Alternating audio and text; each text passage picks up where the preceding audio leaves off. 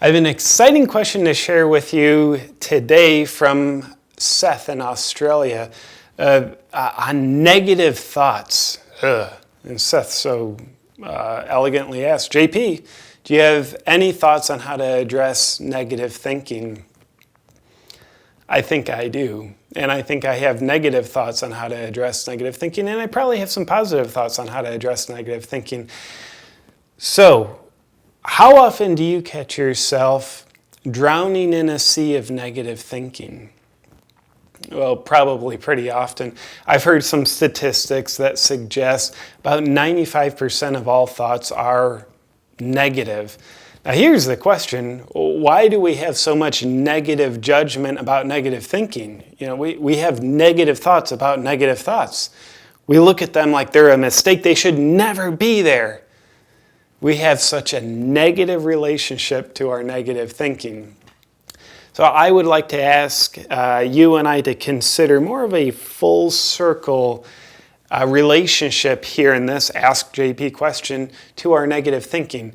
So first, let's look at the negative side of negative thinking. We'll get to the positive side of negative thinking in just a moment.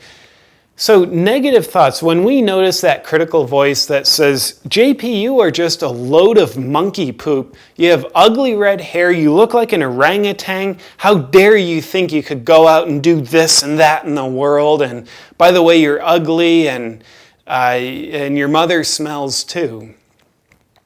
Does your negative thinking sound anything like that? So it's very limited critical thinking. In fact, we can, in the negative side of our negative thinking, we could almost consider two overly simplified categories: limited thinking and critical thinking. Self-criticism and the self-doubt, limited thinking. With that said, why do we do that? I love that question that I apparently just asked myself. Probably makes me a narcissist in this moment. The question implies the fact that we perhaps are drowning in a sea of negative thinking implies our negative thinking is a symptom of something deeper. How not to address your negative thinking?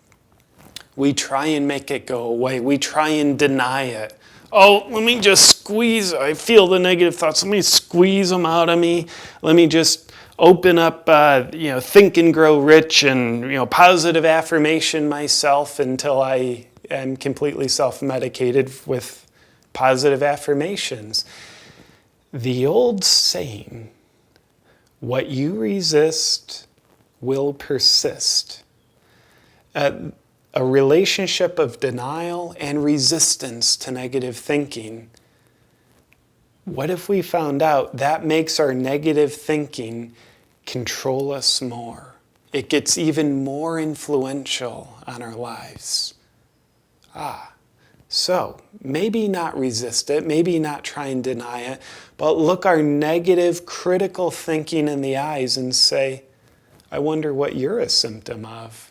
What's happened to me to make me so critical of myself? Interesting. I find with a lot of my clients, as we're thinking about what's the issue causing the symptom of negative thinking, a lot of what I find in my clients, a lot of the negative thinking is actually a replicated voice of their impression of their mother or their father or both when they got critical. So when we're in the position as a child of being parented, we're either going to be parented from a nurturing place or we're going to be parented from a critical place, a negative thinking place, a place based off of limitations and criticism. So one of the reasons why I find people become addicted to negative thinking is that's how they're actually parenting themselves. Monkey see, monkey do.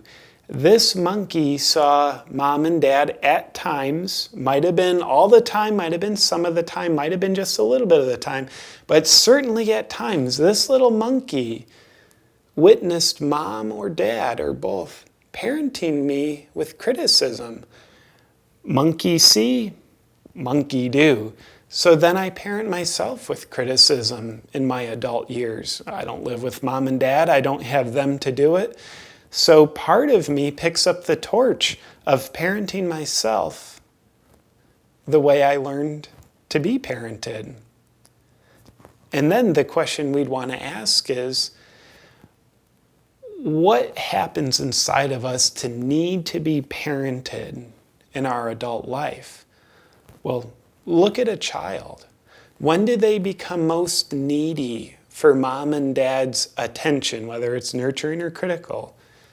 How about when that child feels scared or insecure? That child needs parenting. So maybe when we notice our negative thinking, that's a symptom of how we parent ourselves, which is a symptom of how we experienced our parents to treat us at times. So maybe that whole cascade happens because, wow, part of me is feeling insecure in this world right now. Therefore, this part of me is, this emotional being part of me, is seeking the comfort of parenting. So if I can recognize, or at least get half a clue, what am I insecure about, intimidated about, feeling lonely about in my life? Is it I'm taking a new risk in my career? Is it I feel insecure in my relationship? Is it about money? What is it about? If I can connect to the source of my insecurity, it opens up a whole new world of possibilities where there I am. Oh, here's what I'm really insecure about right now. So now that I've become conscious of that, I can actually choose to nurture that part of me, parent that part of me in a more nurturing way rather than a critical way. If I'm insecure but it's unconscious, I will be parenting myself in a very unconscious way. Part of me feels tortured by the critical thinking, and another part of me feels very attended to. And we could go on and on and on about the negative side of negative thinking. That's just a little bit of food for thought. So we kind of take a look at the symptoms and figure out, oh, what am I really needing here? And that can get me out of drowning in the swamp of negative thinking. Yay, we're empowered. And then we ask, well, what's the positive side to our negative thinking? That's a good question. Well, I'd ask you to notice, when you are thinking negatively, is it the criticism self-limiting, or is it simply you being aware of the shadow side of life? If you're looking at a decision of, well, should I break up with this weirdo boyfriend or girlfriend of mine? And you start noticing some negatives. Oh, that would be painful. That would be destructive. It doesn't mean we're actually falling into criticism limitation, or does it simply mean we're uncovering the shadow side? Something I consider to be a prerequisite to be a healthy, functioning, empowered adult is for us to be able to look at the positive and the negative of any decision, any situation, and accept the consequences of our choices.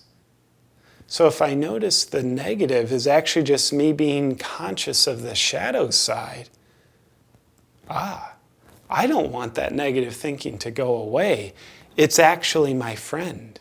And the more enlightened we become, perhaps the better of a negative thinker we are.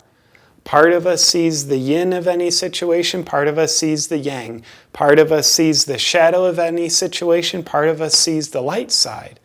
The more enlightened we become, not only the more betterer is, I think, a gooder way to say that, negative thinking thinker we become, but we also become great at positive thinking.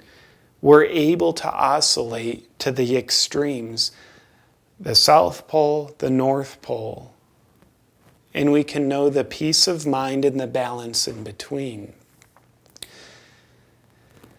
So with that said, I would ask you to take a look at your negative thinking. Is it actually something that's serving you well in any given moment, or is it something that's limiting you? If it's limiting you, let's look at it as a symptom and get to the roots of why it's there.